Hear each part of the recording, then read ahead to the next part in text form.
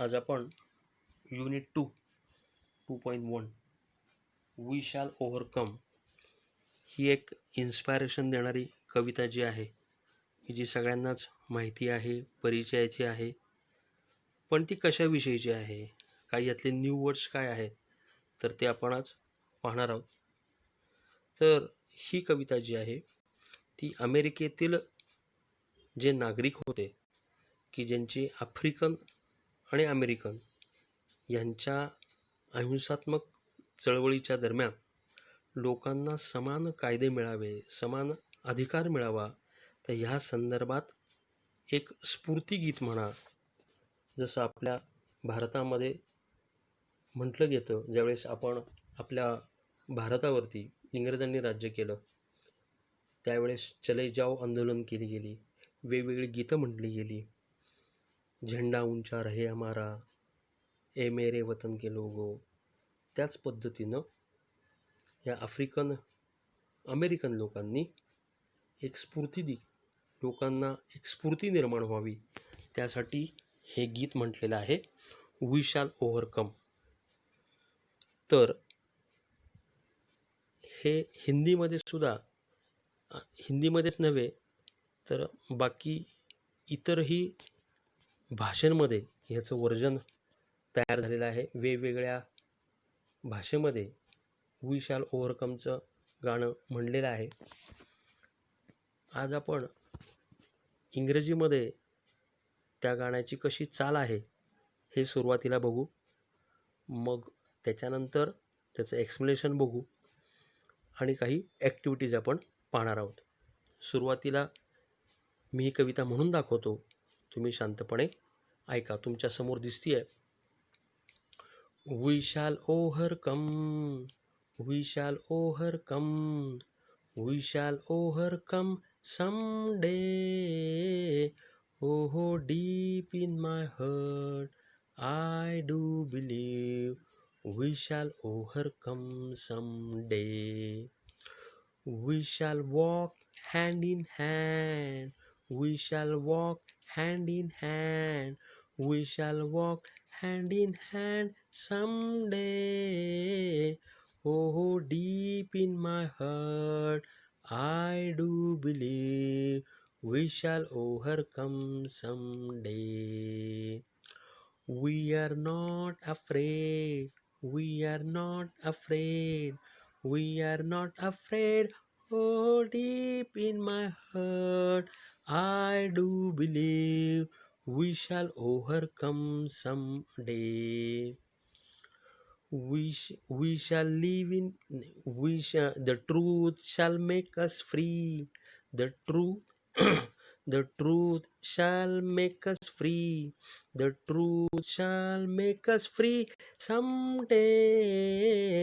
Oh, deep in my heart, I do believe we shall overcome someday. We shall live in peace, we shall live in peace, we shall live in peace someday.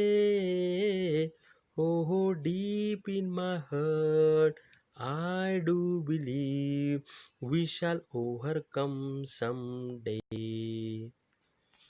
ठीक आहे, तुम्हाला चाल कळाली असेल.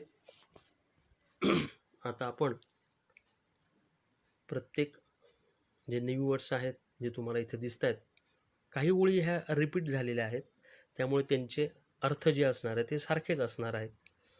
फक्त काही सुरुवातीचे काही वर्ड्स जे आहेत तर त्याचे आपण अर्थ लिहून घेणार आहोत आणि प्रत्येक स्टांजा जो आहे तो आपण समजून घेण्याचा प्रयत्न करणार आहोत. ठीक आहे, सुरुवातीला आपण बघूया वी शॅल ओव्हरकम. आता ह्या ओव्हरकम ह्याच शब्दाचा मूळ अर्थ काय आपण बघणार आहोत. तर ओव्हरकम म्हणजे काय, तर मात करणे, एखाद्या गोष्टीवरती काय करणे, मात करणे. मग we shall overcome, we shall overcome, we shall overcome someday. आम्ही काय करू, मात करणार आहोत एके दिवशी. कारण तुम्ही ह्याची पार्श्वभूमी आपण समजून घेतली पाहिजे. म्हणजे याचा अर्थ, या कवितेचा अर्थ आपल्याला लक्षात येईल की अमेरिकेमध्ये आफ्रिकन जे आहेत लोक, म्हणजे निग्रो लोक जे आहेत, आणि इतर जे अमेरिकेमध्ये असणारे जे लोक आहेत, तर त्या दोघांमध्ये असणारा जो वाद आहे की लोकांना, अमेरिकन लोकांप्रमाणे इतर लोकांना समान कायदे, अधिकार, तर ह्या काही गोष्टी मिळत नाही आहेत. म्हणून ते काय करतायत, तर एक प्रकारे त्यांनी चळवळ, अहिंसात्मक चळवळ निर्माण केलेली आपल्याला इथे दिसून येते. म्हणून ते म्हणतात की आम्ही एक दिवस या सगळ्या गोष्टीवरती काय करणार आहोत, मात करणार आहोत. We shall overcome, we shall overcome, we shall overcome some day. आम्ही काही दिवसांनी ह्या सगळ्या गोष्टीवरती नक्कीच मात करणार आहोत. ओ deep in my heart I do believe we shall overcome some day. माझ्या आतमध्ये, हृदयामधून बिलीव्ह, नक्की विश्वास वाटतोय की आम्ही नक्कीच एक दिवस या सगळ्या गोष्टीवरती मात करणार आहोत. लक्षात आलं? We shall walk hand in hand, we shall walk hand in hand, we shall walk hand in hand some day. आत्ता आम्ही काय आहोत, बंधनामध्ये अडकलेला आहोत, पण नक्कीच एक दिवस आम्ही काय करणार आहोत, हातात हात घालून चालणार आहोत. एक दिवस असा येईल की आमच्या ह्या बेड्या आहेत, ह्या तुटलेल्या असणार आहेत, आणि आम्ही हातात हात घालून चालत जाणार आहोत. आणि आमचं हृदय, जे पहिलं सोळ आहे, ओ deep in my heart I do believe we shall overcome some day. आम्हाला नक्कीच, आमच्या हृदयाला वाटतंय, आम्हाला नक्कीच आत्मविश्वास आहे की आम्ही नक्कीच ह्या सगळ्या गोष्टीवरती मात करणार आहोत.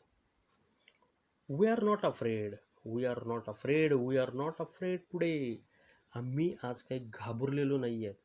हे सत्य सांगायला, ह्या सगळ्या गोष्टी सांगायला आम्ही सगळेजण तयार आहोत. कारण नुसतं एकाचंच भलं नाही, तर तिथं असणारे सगळे जे निग्रो लोक होतं, तर त्यांचं भलं होणार आहे.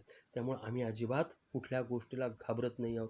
आम्ही ही चळवळ करायला, आम्ही ह्या सगळ्या गोष्टी करायला घाबरत नाही आहोत, असं थोडक्यात इथं म्हणणं आहे. We R not afraid, we R not afraid, we R not afraid today. O deep in my heart I do believe we shall overcome some day. आम्ही नक्कीच ह्या सगळ्या गोष्टीवरती मात करणार आहोत. आमचं हृदय देखील आम्हाला सांगतंय की आम्ही नक्कीच ह्या सगळ्या गोष्टीवरती मात करू आणि आम्ही जिंकू. खाली बघा. The truth shall make us free, the truth shall make us free, the truth shall make us free some day. आणि नक्कीच आमचं हे जे सत्य आहे, आम्ही ह्या सत्य घटना ज्या समोर मांडत आहोत, ह्या सगळ्या सत्य घटनेमुळे, आम्ही जे सत्य बोलतोय त्याच्यामुळे आम्ही नक्कीच एक दिवस काय होणार आहोत, फ्री होणार आहोत, आम्ही मुक्त होणार आहोत. आणि ह्या सगळ्याचा आम्हाला काय आहे, आत्मविश्वास आहे. आमच्या हृदयाला या सगळ्या गोष्टीची कल्पना आहे. Deep in my heart I do believe we shall overcome someday. आम्ही नक्कीच या सगळ्या गोष्टीवरती मात करणार आहोत. We shall live in peace, we shall live in peace. Piece म्हणजे शांतता.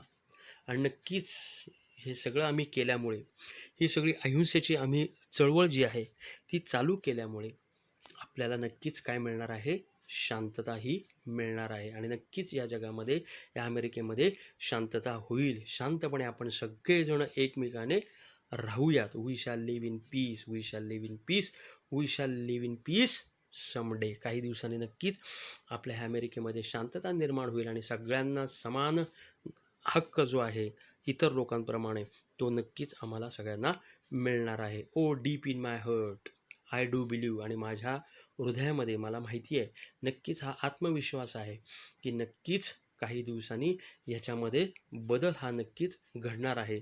आणि काहीतरी बदल झाल्याशिवाय, काहीतरी ही क्रांती केल्याशिवाय, या सगळ्या गोष्टीवरती मात केल्याशिवाय काही बदल होणार नाही. आणि म्हणून आम्ही ही चळवळ करत आहोत. आम्हाला ह्या सगळ्या गोष्टीवरती विश्वास, आत्मविश्वास हा वाटत आहे. लक्षात आलं सगळ्यांच्या? मी सांगितलेले कविता ही तुम्ही घरी दोनदा दोनदा म्हणायची आहे. आपल्याला परीक्षेला, ओरलसाठी ही विचारली जाईल, त्यामुळे ह्याचा व्यवस्थित अभ्यास करा. आता ह्याच्या पुढे ही तुम्ही घरी एकदा लिहून काढा. आणि ह्याच्यानंतर आपल्याला ॲक्टिव्हिटीमध्ये काय दिले आपण एकदा बघून घेऊयात.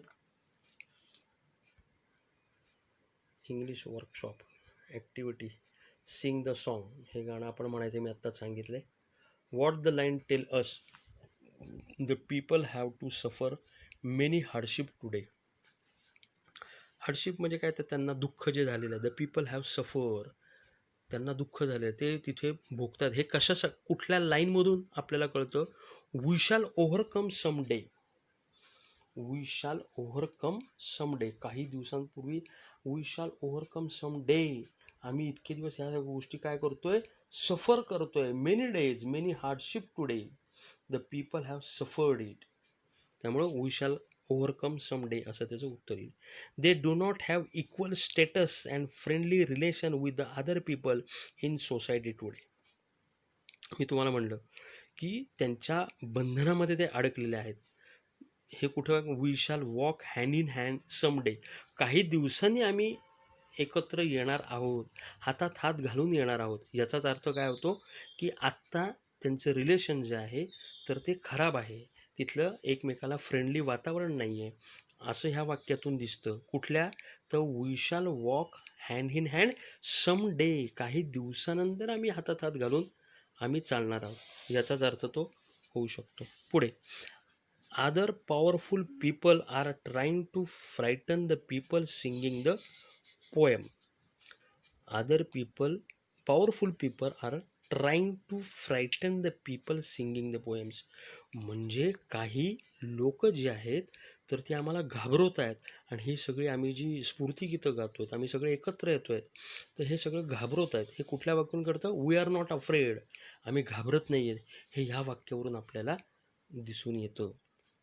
The people singing the song R not free today, आज ते फ्री आहेत का, नाही. हे कशावरून कळतं, the truth shall make us free someday, म्हणजे आम्ही आत्ता सत्य जे बोलतोय त्याच्यामुळे आम्ही फ्री होणार आहेत, मुक्त होणार आहोत काही दिवसांनी.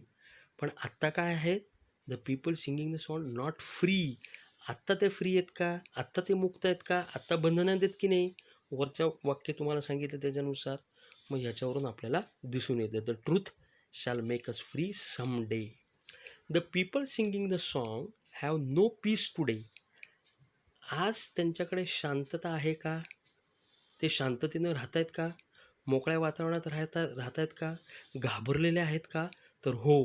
ह्या सगळ्याची उत्तरं काय आहेत, हो. मग हे कशातून आपल्याला कळतं, we shall live in peace some day, आम्ही काही दिवसांनी शांततेत राहू. म्हणजे आत्ता शांततेत आहेत का, तर नाही. म्हणून या आपल्या स्तंभाच्या ही जी लाईन आहे, we shall live in peace some day, तर ह्याच्यातून आपल्याला ह्या गोष्टी लक्षात येतात. ठीक आहे.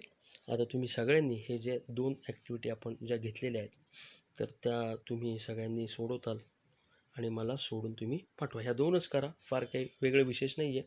त्यानंतर काय दिलं आहे, find the more about civil rights movement in USA, त्याची काय आवश्यकता नाही आहे काही असं मला वाटतं. Find out the inspiration song associate with people's movement, may you have list fabulous. जे आपण मराठीमध्ये किंवा हिंदीमध्ये सुरुवातीलाच तुम्हाला सांगितलं की ही जी स्फूर्तिगीतं आहेत ते ह्या इंग्रजीसारखं आपण आत्ता बघितलं, वी शॅल ओव्हरकम समडे, तर तशी कुठली गीतं आहे तर मी तुम्हाला सांगितलं, कदम कदम बडा है जा, किंवा ए मेरे वतन के लोगो, किंवा आपण जे झेंडा गीत गातो ते आहे. तर अशीच तुम्हाला काही अजून सुचली तर तुम्ही सुद्धा ती लिहून पाठवू शकता. ठीक आहे. एवढाच अभ्यास करा. त्याच्यानंतर 2दा-3दा कविता म्हणा, त्या पाठ करा, आपल्याला ती ओरलला आहे. ठीक आहे. आपण इथे थांबूयात. Thank you very much. धन्यवाद मित्रांनो. जिजामाता स्कूल भोसरी या चॅनलला सबस्क्राईब करा आणि बेल आयकॉन दाबायला विसरू नका. जय हिंद, जय महाराष्ट्र.